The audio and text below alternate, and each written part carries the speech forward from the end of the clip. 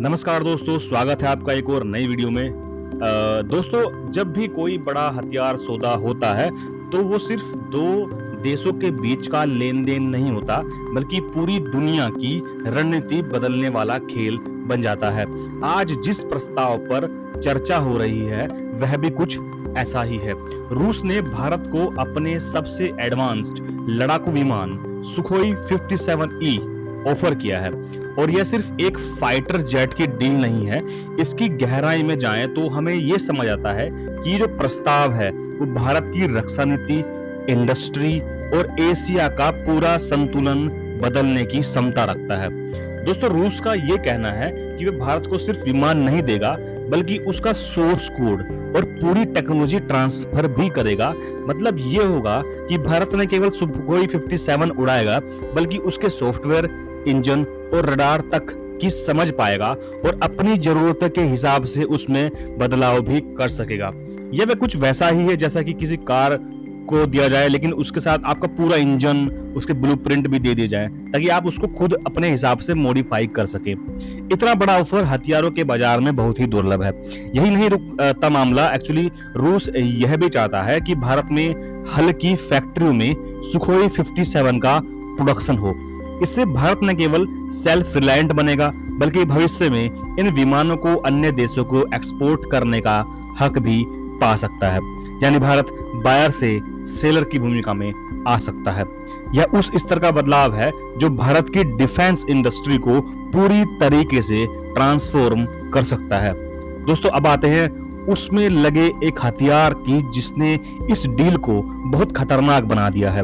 उसका नाम है किंजल हाइपरसोनिक मिसाइल। दोस्तों, इसकी स्पीड मैक 10 की है। मैक 10 की स्पीड से उड़ने वाली ये मिसाइल इतनी तेज है कि किसी भी आधुनिक एयर डिफेंस सिस्टम को रिएक्ट करने का समय ही नहीं मिलता। पश्चिम देशों की एनालिसिस के हिसाब से इसे गेम चेंजर कहा जा रहा है। हालांकि कुछ शोध ये भी बताते हैं कि जो किंजल मिसाइल है वो पूरी तरीके से मैनोरेबल हाइपरसोनिक ग्लाइड व्हीकल नहीं है, बल्कि ज्यादातर बैलिस्टिक पाथ लेती है। यही वजह है कि यूक्रेन में इसे इंटरसेप्ट करने के दावे भी कहीं कहीं सामने आए हैं। इसका मतलब यह है कि यह मिसाइल एक्चुअली अजय तो नहीं है, लेकिन फिर भी जो आपकी सुरक्षा है उसके संतुलन को पूरी तरीके से बदलने की क्षमता रखती है। अगर भारत के पास स्टेल्थ वाले सुखोई 57 हो और उसमें किंजल जैसी आपको हाइपरसोनिक मिसाइल लगी मिले, तो भारत की जो स्ट्राइक कैपेबिलिटी है वो कई गुना बढ़ सकती है।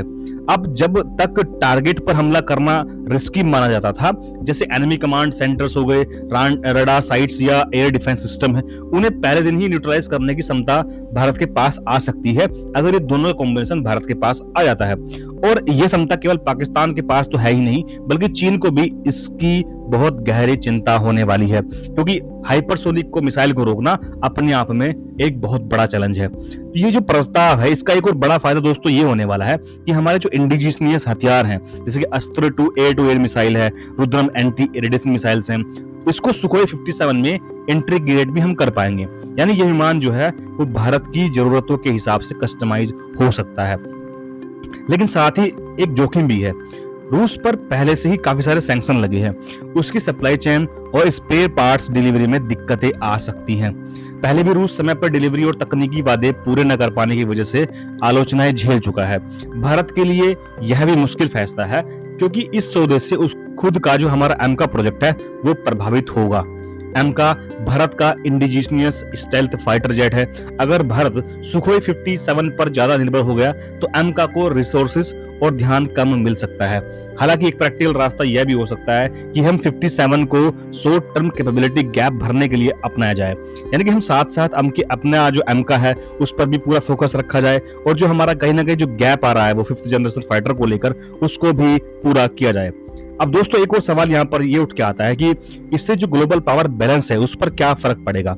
यानी कि चीन के पास जो J-20 स्टेल्थ जेट है, पाकिस्तान चीन से जो J-31 लेने की सोच रहा है, और जो डील अभी सुर्खियों में थी, अगर भारत सुखोई 57E और किंजल लेता है तो ये दोनों देश मजबूर होंगे कि अपने डिफेंस नेटवर्क को नए सिरे से तैयार करें, क्योंकि इसके आने से जो कैपेबिलिटी है वो बहुत ज़्यादा बढ़ जाएगी। जितना रडार है, इलेक्ट्रॉनिक वॉरफेयर सिस्टम है और जो मिसाइल डिफेंस सिस्टम है, ऑल सबको आपको अपग्रेड करना पड़ेगा। इंडो पैसिफिक में पहले ही वैसे बहुत कंपटीशन चल रहा है और इस डील के बाद भारत जो है एरियल डोमेन में अनमैच्ड कैपेबिलिटी हासिल कर सकता है। लेकिन दोस्तों अमेरिका और यूरोप भी इस पर चुप नहीं बैठने वाले हैं। देखो जो नाटो है पहले ही किंजल जैसी मिसाइल से परेशान है। भारत अगर इन्हें लेता है तो अमेरिका शायद भारत को F-35 जैसे विकल्पों की ओर आकर्षित करने की कोशिश करेगा। यानी ये सौदा सिर्फ रूस और भारत के बीच नहीं रहेगा, बल्कि पूरी जो ग्लोबल डिप्लोमेसी है इसमें शामिल हो सकती है।